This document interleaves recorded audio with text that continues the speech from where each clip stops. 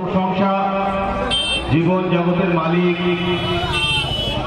মানবতার জন্য কল্যাণকর সমস্ত নীতিমালার প্রবর্তক মহান আল্লাহ রাব্বুল আলামিনের শান্তি বর্ষিত হোক। মানবতার মুক্তির বার্তা বাহক প্রিয় নবী হযরত মুহাম্মদ মুস্তাফা সাল্লাল্লাহু আলাইহি ওয়াসাল্লাম ও তার সাহাবাদের উপর। ভাই সাহেব, আজ সন্ধ্যা থেকে আপনারা যে বক্তব্য শুনছেন, আমরা এক বিশেষ লক্ষ্যকে সামনে রেখে আজ আপনাদের কাছে আমরা এই পথসভার আয়োজন করেছি। সেই বিশেষ লক্ষ্য নৈতিকতাই স্বাধীনতার ভিত্তি। এই মর্মে জামাত ইসলামী হিন্দ পুরো এক মাস ব্যাপী সারা ভারতবর্ষ জুড়ে একটা ক্যাম্পেইন পরিচালনা করছে। সেই ক্যাম্পেইনেরই অঙ্গস্বরূপ আজ আমরা আপনাদের কাছে এসেছি। নৈতিকতাই স্বাধীনতার ভিত্তি, এই বিষয়টাকে সামনে রেখে। স্বাধীনতা মানুষের জন্মগত অধিকার। স্বাধীনতা মানে কি? নিজের অধীন থাকা, অন্যের অধীনতা থেকে মুক্ত হয়ে থাকা। কিন্তু সেই স্বাধীনতা রাষ্ট্রীয় ক্ষেত্রে হোক, সামাজিক ক্ষেত্রে হোক, পারিবারিক ক্ষেত্রে হোক, কিংবা ব্যক্তি জীবনের ক্ষেত্রে হোক, সেই স্বাধীনতা, সেই নিজের অধীনে চলা, নিজের মর্জিতে চলা যদি বলগাহীন হয়, যদি শৃঙ্খলাহীন হয়, যদি নীতিহীন হয়, তাহলে তার যা পরিণতি হওয়া সম্ভব আমরা আমাদের চোখের সামনে অহরহ দেখতে পাচ্ছি। নীতি বহির্ভূত স্বাধীনতা, নীতি বহির্ভূত উশৃঙ্খলতা সমাজকে টানতে টানতে কোন জায়গায় নিজে নিজে নিয়ে এসেছে সেটা আমরা চোখের সামনে দেখতে পাচ্ছি। রাষ্ট্রীয় ক্ষেত্রে শক্তিশালী দেশ, স্বাধীন দেশ, তার ক্ষেত্রে কম দুর্বল দেশের উপরে অত্যাচারের স্টিম রোলার চালাচ্ছে। তার স্বাধীনতার অপব্যবহার করে, তার ক্ষমতার অপব্যবহার করে, তার নৈতিকতাকে বিসর্জন দিয়ে একটা স্বাধীন রাষ্ট্র একটা দুর্বল রাষ্ট্রের প্রতি, তার জনগণের প্রতি কি হারে অত্যাচার চালাচ্ছে আমরা লাস্ট একটা বছর ধরে ফিলিস্তিনের দিকে তাকালে আমরা দেখতে পাই। আরো চেচনিয়া, বসনিয়া, অতীতে অনেকগুলো মুসলিম রাষ্ট্র, ছোটখাটো রাষ্ট্রগুলোর উপরে শক্তিধর রাষ্ট্রগুলোর যে অত্যাচার, নীতি বহির্ভূত, নৈতিকতা বহির্ভূত যে অত্যাচার, সে আমরা দেখে এসেছি। রাষ্ট্রীয় স্বাধীনতা যখন বলগাহীন হয় তার কি হতে পারে তার ফল আমরা চাক্ষুষ করেছি। সমাজের ক্ষেত্রে সামাজিকভাবে যদি সমাজে কোনো নৈতিকতার বন্ধন না থাকে তার কি ফল হয়?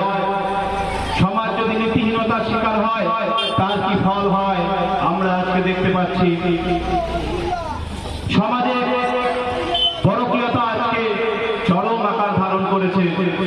স্বামী স্ত্রীর সম্পর্কে থাকাকালীন অন্যের সঙ্গে সম্পর্কে লিপ্ত হওয়া এখন অহরহ ব্যাপার হয়ে গেছে। শুধুমাত্র মানুষের মধ্যে নৈতিকতার অভাব থাকার কারণে। পারিবারিক ক্ষেত্রে যদি শৃঙ্খলা না থাকে, নৈতিকতা না থাকে, তাহলে স্বামী স্বামীর মতো, স্ত্রী স্ত্রীর মতো চলে বেড়াচ্ছে। কোন নৈতিকতা, ভালোবাসার বন্ধন সেখানে নেই। আজ দেশে আমরা দেখতে পাচ্ছি হাইকোর্টে পর্যন্ত পরকীয়াকে 18 বছর বয়স হয়ে যাওয়ার পরে কোন পুরুষ মহিলা নিজেরা ইচ্ছে করলেই বিবাহ সম্পর্ক ছাড়াই তারা একসঙ্গে গিয়ে থাকতে পারে। রাষ্ট্রের দায়িত্ব তাদেরকে সুরক্ষা দেওয়া। এটা এলাহাবাদ হাইকোর্ট গত 2022 সালের 23শে ফেব্রুয়ারি এই রায় দিয়েছে যে 18 বছর বয়স হয়ে গেলেই যে কোনো প্রাপ্তবয়স্ক পুরুষ মহিলা তারা একসঙ্গে গিয়ে থাকতে পারে, তাদের বিয়ে করার কোনো প্রয়োজন নেই। তাহলে রাষ্ট্র, সুপ্রিম কোর্ট, হাইকোর্ট, সেখানে যদি এই সমস্ত নীতিমালাকে যদি প্রশ্রয় দেওয়া হয়, মান্যতা দেওয়া হয়, তাহলে সমাজে এই সমস্ত অনৈতিকতা বেড়ে যাবে। এটা স্বাভাবিক।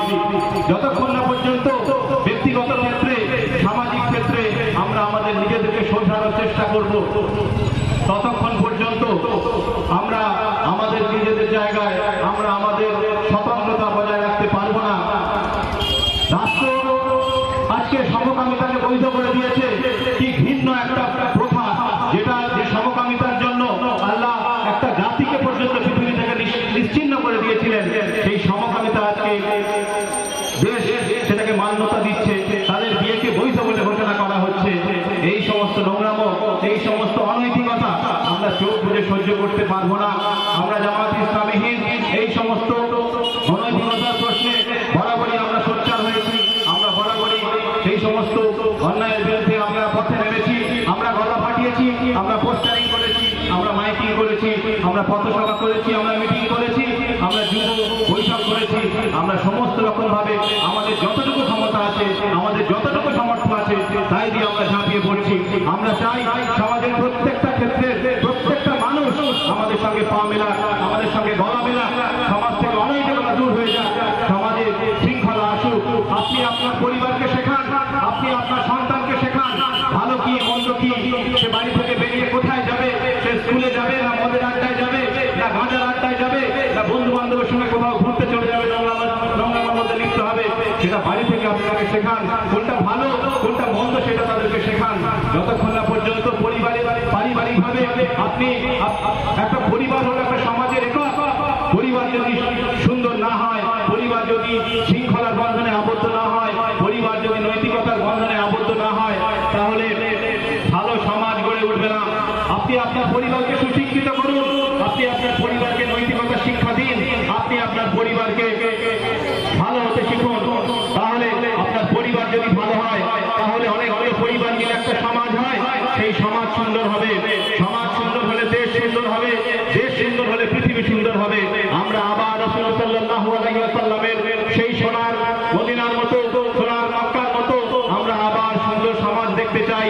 সেই আমরা সবসময় সত্যের পক্ষে, ভালোর পক্ষে, নীতির পক্ষে সবসময় অল্প কজন মানুষ গলা তুলেছে, কিন্তু জয় সবসময় সত্যেরই হয়েছে। আমরা চাইব আমাদের সঙ্গে আপনারাও আসুন, সত্যের জয় হোক, নীতির জয় হোক, নৈতিকতার জয় হোক। নৈতিকতা সব জায়গায় সমানভাবে আমরা একই মানদণ্ডে বিচার করতে পারি না। আমরা দেখি পাশ্চাত্য সমাজ যেটাকে নীতি অন্তর্ভুক্ত করেছে, যেটাকে মান্যতা দিয়েছে, সেটা আমাদের সমাজ হয়তো অনৈতিক, আমরা তাকে আখ্যা দিই। ইসরায়েলের কাছে যেটা নৈতিক, তার মনে হয়েছে ফিলিস্তিন তাদের দেশের জন্য, তাদের মানুষের সুরক্ষার জন্য ফিলিস্তিনের মানুষগুলো একটা ক্ষতিকর, তাই তারা ফিলিস্তিনের উপর অত্যাচার করছে। আবার ফিলিস্তিন ভাবছে ইসরায়েলের উপরে অন্যায়ভাবে শক্তি প্রয়োগ করছে। কাজে এই নীতিমালা এক একটা দেশের জন্য, এক একটা সমাজের জন্য, এক একটা রাষ্ট্রের জন্য এক এক রকম। যে দেশ পশ্চিমা দেশগুলো ছোট পোশাক পরাকে তারা তাদের নীতির মধ্যে অন্তর্ভুক্ত করে নিয়েছে, কিন্তু আমার মধ্যপ্রাচ্যের দেশগুলোকে দেখবো তারা শরীর ঢাকা পোশাকই পছন্দ করছে। কাজেই পোশাকের ক্ষেত্রে, খাওয়া দাওয়ার ক্ষেত্রে, সবকিছুর ক্ষেত্রেই নিজস্ব দেশের ক্ষেত্রে বিপদ থাকতেই পারে, কিন্তু সেই নীতিকেই ফলো করা উচিত যে নীতি সমগ্র বিশ্বের নিয়ন্ত্রণ মহান স্রষ্টা, মহান আল্লাহর পক্ষ থেকে এসেছে। সেই নীতিকে যদি আমরা ফলো করতে পারি, তাহলে সারা পৃথিবীর জন্য, সমস্ত মানব সমাজের জন্য, মানব সভ্যতার জন্য একটাই নীতি হবে। সেই নীতি হবে কোরআনের আলোকে, সেই নীতি হবে রাসূলের জীবনের আলোকে। তাহলে সারা পৃথিবীতে কোন রকম কোন অনৈতিকতা, অশ্লীলতা, পাপাচার থাকবে না। এই বিশ্বাস রাসূল সাল্লাল্লাহু আলাইহি ওয়াসাল্লাম তার জীবন দিয়ে পরবর্তীকালে সাহাবাদের সময় তাদের শাসন আমলে আমরা সেই সুন্দর সমাজকে দেখেছিলাম।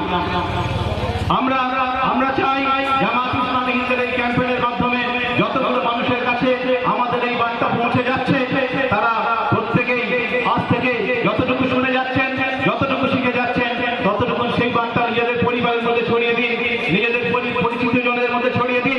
সুন্দর সমাজ, নৈতিকতার ভিত্তিতে তৈরি সমাজ আমরা দেখতে চাই, সুন্দর আলোকোজ্জ্বল সমাজ আমরা দেখতে চাই। আপনারা এগিয়ে আসুন। আমরা সবাই চাই আমরা জামাত ইসলামী হিন্দের এই এক মাসব্যাপী যে ক্যাম্পেইন চলছে, এই ক্যাম্পেইনকে সফল করতে চাই। এই সাফল্যে আপনাদেরকে আমরা পাশে চাই, আপনারা আমাদের পাশে থাকুন। আমরা চাই এই ক্যাম্পেইন সফল হোক, নৈতিকতার ভিত্তিতে নতুন সুন্দর সমাজ গড়ে উঠুক, এই আশা রাখি। এই বলে আমি আমার সংক্ষিপ্ত বক্তব্য শেষ করছি।